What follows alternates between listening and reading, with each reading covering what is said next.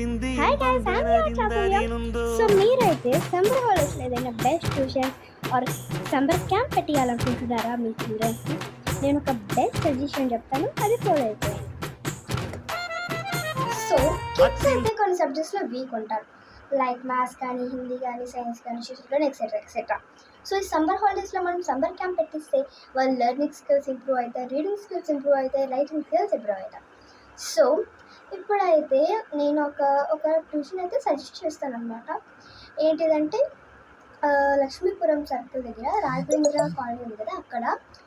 So అన్ని subjects అంటున్నారు, Telugu, Hindi, maths, ఎక్కువ క్లాసెస్ ఉంటాయి అనుకుంటారు.